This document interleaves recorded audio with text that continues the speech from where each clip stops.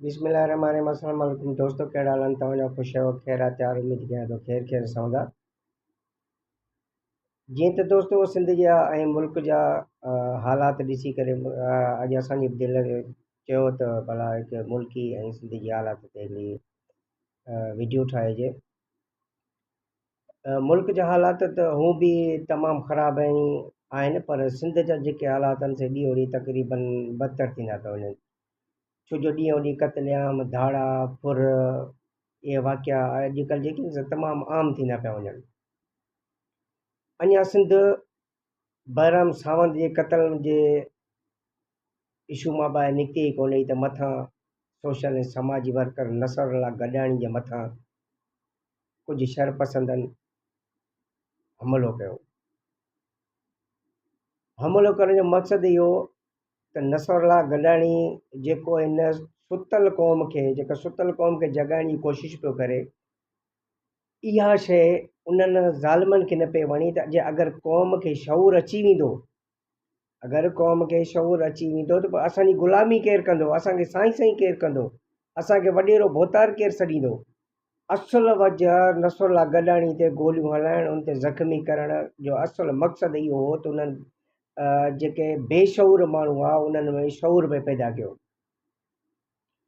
छो जो हू त कॾहिं ॿुधंदो ई कोन, सिर्फ़ु हक़ सच जो साथ ॾींदो, हक़ सच जी ॻाल्हि कंदो। उहा हिते वक़्त जे यज़ीदनि खे हक़ सच वारी ॻाल्हि नसरुल्लाह गॾाणी वारी इन्हनि खे न वणी। त उन्हनि ज़ालिमनि पोइ छा कयो आहे, जो उन्हनि ज़ालिमनि हुनखे क़त्ल करण जी कोशिशि कई आहे। क़त्ल करण जी कोशिशि मतिलबु हक़ सच जो आवाज़ खे अबूरी निंड सुम्हारणु। ठीकु आहे, नसरुल्लाह गॾाणी जो क़त्ल करण जो मक़सदु छा हो त जीअं नसरुल्लाह गॾाणी क़त्ल थी वञे, हक़ सच जो आवाज़ बंदि थी वञे, इहो चैप्टर हिते बंदि थी वञे। पर वक़्त जे यज़ीदनि खे इहा ख़बर न आहे त नसरुल्लाह गॾाणी सां पूरी सिंध गॾु आहे, सिंध जूं समाजी तंज़ीमुनि सां गॾु आहिनि, सिंध जूं सहाफ़ी तंज़ीमुनि सां गॾु आहिनि, सिंध जा सोशल वर्करनि सां गॾु आहिनि।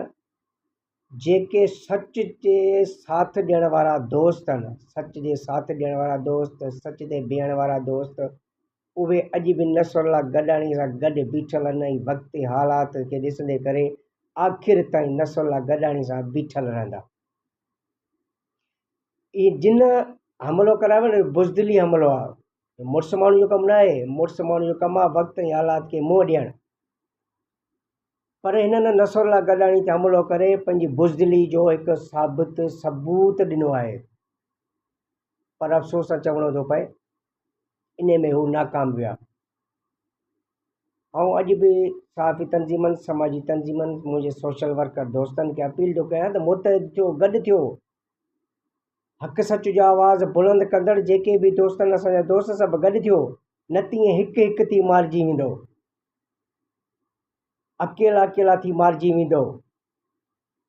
ख़ुदारा हक़ सच लाइ बीहो, सच जो साथ ॾींदड़ सां गॾु बीहो, त अॻिते तव्हांजो बि मोराल बुलंद थींदो।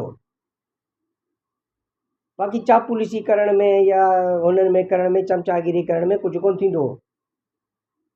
अचो त नसरुल्लाह गॾाणी सां गॾु बीहूं, हर माज़ ते हुन सां गॾु बीहूं, एहतजाज बीहूं, इवन एतिरे क़दुरु जेसीं ताईं हुन जा क़ातिल गिरफ़्तार नथा थियनि तेसीं असां ख़ामोश थी न वेहूं। अचो सभु गॾु हुन जो साथ ॾियूं। छो नसरुल्लाह गॾाणी शऊर ॾींदड़ माण्हू आहे ऐं असांखे शऊर ॾींदड़ माण्हू खे पसंदि करणु खपे, असांखे उनजी हिमायत करणु खपे। सो महिरबानी करे मां पंहिंजे समाजी वर्कर दोस्तनि, सभिनि दोस्तनि खे अपील थो कयां त नसरुल्लाह गॾाणी सां गॾु बीहो ऐं इन्हनि ज़ालिमनि जे लाइ हिकु मुतहद थी हिकु ताक़तवर आवाज़ थियो, ताक़तवर आवाज़ बुलंद कयो। मथां इहे न सम्झनि त नसरुल्लाह गॾाणी हिकु आहे, न, पूरी सिंध नसरुल्लाह गॾाणी सां गॾु आहे।